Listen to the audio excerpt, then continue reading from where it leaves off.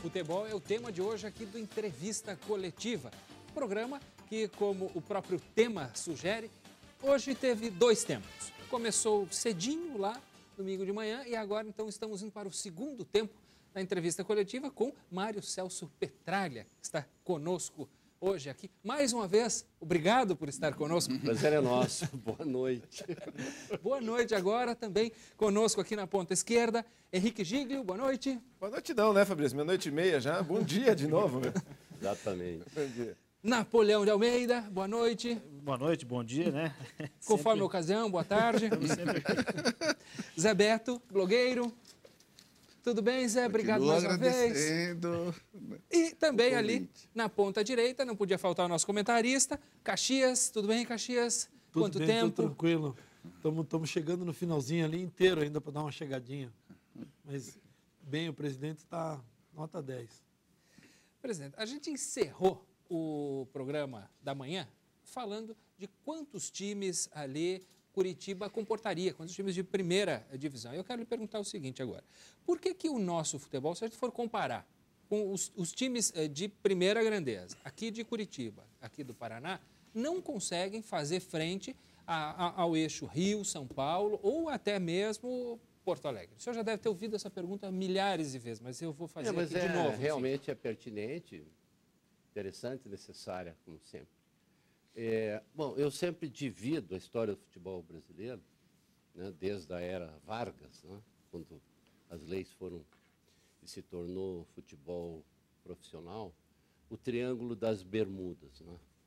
O berço do futebol brasileiro é Rio de Janeiro, Globo, Jornal do Esporte, Jornal do Brasil, Maracanã, né, o símbolo do futebol mundial que foi construído para a Copa de 50.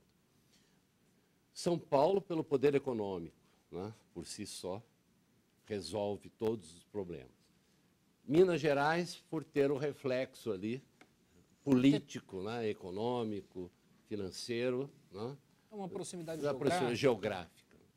E o Rio Grande do Sul, que é outro país. Eu chamo o Rio Grande... Tem a paixão também. Não, é um outro país, é outro mundo. Não por eu ser nascido lá, mas eu digo que o Rio Grande é um Uruguai, né, anexado ao Brasil. Né?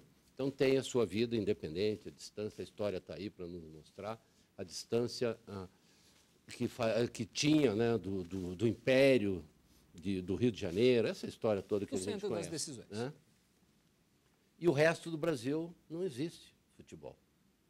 Então, o Paraná, Santa Catarina, ou o Nordeste, o interior de São Paulo era mais forte que o nosso futebol.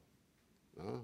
O Campinas, ali, com Ponte Preta e Guarani, e o Ribeirão Preto, com o Come Fogo lá, comercial, né, e o Botafogo de Ribeirão, ou seja, historicamente nós não crescemos em função de questões regionais, questões políticas nossas, questões econômicas. O Paraná são 3 Paranás, nós temos o nosso Paraná, o Paraná Paulista, né, do norte, o Paraná Gaúcho, do oeste, sudoeste, essa coisa toda.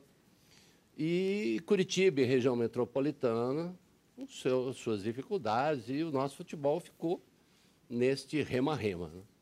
Depois tivemos a transformação da cidade de Curitiba. Curitiba se tornou o orgulho nosso, né, dos paranaenses, a nossa capital, considerada uma das melhores cidades do mundo para se viver. Daí tivemos a industrialização da cidade, da região metropolitana, o crescimento populacional, ou seja, com condições de se pensar num projeto, né, de grandeza, um projeto com condições de se nivelar a esses outros centros. Foi aí que nós entramos com esta visão e estamos trabalhando desde 95 para chegarmos a esses níveis em condições de disputarmos com estes grandes centros. Né? Porque são mais de 100 anos de futebol brasileiro, de história. Né? E nós nunca participamos de forma relevante, né, nesse segmento, nesse setor, nessa atividade, nesse esporte. Sempre como secundário ou terciário, né? Quarto, terceiro, quarto estágio, que nós sempre estivemos. Né? E agora, com o projeto do Atlético, crescimento da cidade, e é possível, eu sempre acredito e sempre vi com possibilidades que o projeto tivesse, né, resultados, objetivos, e foi provado que podemos. Nós construímos o melhor centro de treinamento do Brasil, nós construímos a melhor arena do Brasil, enquanto ninguém fez. Fomos campeões brasileiros, fomos vice, quase fomos bi, quase fomos campeões das Américas, né, por questões do futebol e também questões políticas que nos atrapalharam. Ou seja, nós entendemos e temos consciência e certeza, plagiando, né, o slogan lá do Obama, sim, nós podemos. Uma pergunta, presidente. O senhor que é frequentador de divãs... Fui muitos anos, agora parei. Eu continuo. Faz bem. Muito bem. O quanto o senhor acha que ainda existe de complexo de vira-lata, como disse o grande Nelson Rodrigues, no futebol paranaense? Porque houve essa, né, como o senhor contou agora, essa diferença antes do Atlético, toda essa estrutura, e o futebol subiu. Depois deu a caída, o Curitiba veio atrás, certo? Mesmo com o título de 85, mas veio atrás, cresceu, essa coisa toda, né? E agora o Atlético caiu. Agora, existe isso mesmo? O complexo de vira-lata, para quem não sabe, é o seguinte, é o time que já está perdendo, que não acredita na própria força. Não vai dar, a gente é fraquinho, nós somos pequenininhos. Melhor nem Mas jogar. o futebol, Zé Beto, não nada mais, nada menos que o retrato, né, da sociedade como um todo. Sim. Então, nós não poderíamos... O problema do Paraná, do paranismo, do nosso cidadão, ou seja, do contexto da nossa sociedade, eu me sinto paranaense por adoção. Então, fico tranquilo, agradeço eternamente a oportunidade que eu tive aqui, nesse estado, nessa cidade. Cresci, casei, fiz minha vida, me formei, parará. Né? Agora, não é só no futebol, politicamente. Sim. Né?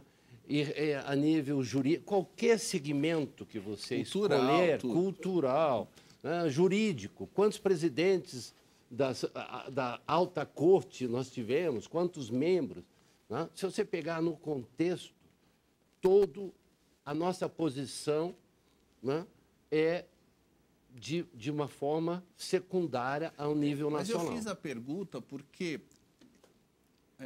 os resultados que o Atlético conseguiu, que saiu lá de baixo, do nada. Eu digo isso porque quando eu estava na redação em São Paulo, da Placar, se falava do Paraná, parecia que era Cuiabá ou qualquer coisa. E mudou isso.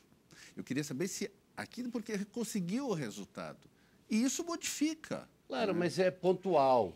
Eu diria que nós fomos muito, né, no vácuo, ou seja, no projeto, na cópia, na visão do Jaime Lerner.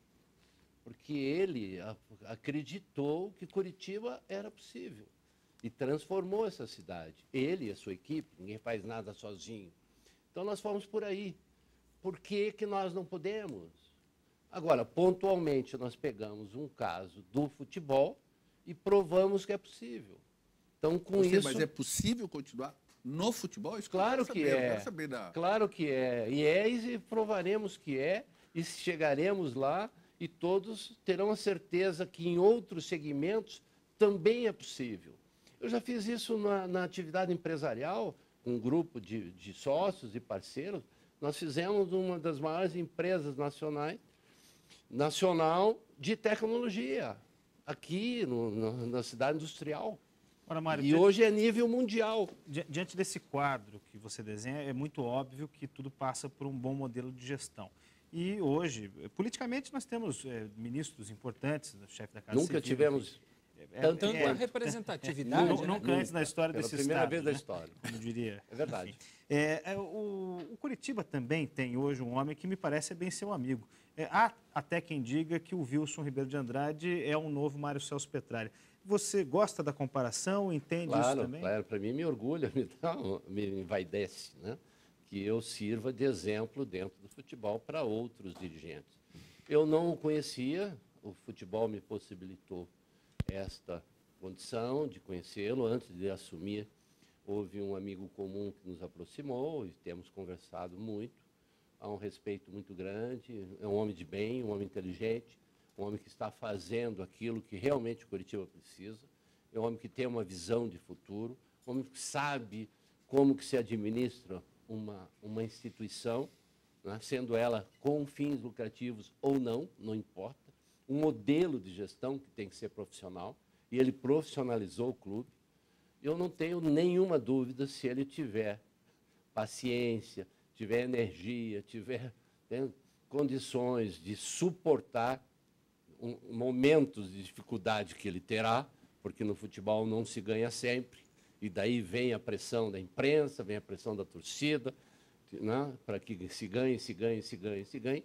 Se ele tiver essa condição, né, de suportar isso, fará um belo trabalho no Curitiba. Eu digo isso pelo antagonismo. Perdão, e junto... Nós vemos, você já citou Grenal aqui, a gente sabe que Palmeiras e Corinthians, isso. Enfim, são antagonismos que movem... Mas dentro do campo. Sim, dentro do campo. Mas diante desse quadro e do que você disse, vou perguntar junto. A gente pode vislumbrar, então, caso os dois estejam no comando dos clubes, parcerias, ações... Justamente. Com certeza absoluta, coincidentemente... Fora do futebol, vocês coincidentemente, vão trabalhar. não, no futebol. Não, mas não tenho nenhuma ligação fora do futebol. Não, dentro de campo os dois vão brigar pelo seu espaço. Estou dizendo, fora de campo, vocês dois Fora de vão caminhar campo, juntos. com certeza absoluta. Isso é Já importantíssimo. nos possibilitou uma coincidência. Por 2 vezes eu encontrei no avião, né, em viagens distintas, e sentamos lado a lado. Né? Isso nada é por acaso. Né? Então, conversamos desta última vez bastante, já com a minha decisão, se for eleito, né, procurá-lo para que a gente converse. Quando ele começou, nós trocamos muitas ideias. Nesse caso político havido agora do Clube dos 13 em 2010, desse apoio ao Fábio Koff, entende? Eu sugeri que ele ficasse com quem venceria mais cedo ou mais tarde, e ele ficou com a CBF, com a Globo. Foi importante. Foi muito importante. O Clube Atlético Paranaense, que nas mãos do atual presidente, optou por prestigiar o São Paulo Futebol Clube, Juvenal, Juventus, o Fábio Koff, aquela coisa velha, né, e podre do Clube dos 13. E o Curitiba ficou com aquilo que entendia, e eu inclusive, sugeri que ele assim o fizesse. Ele me fez uma pergunta: o que você faria? Eu falei: eu faria isso, se estivesse presidente. Ele falou: então eu vou segui-lo. E o Atlético perdeu com isso?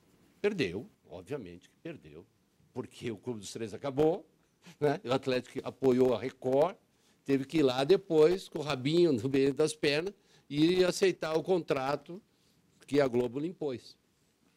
Vamos a um rápido intervalo comercial, hoje aqui no Entrevista Coletiva, conversando com Mário Celso Petralha. Um instante só, já estaremos de volta.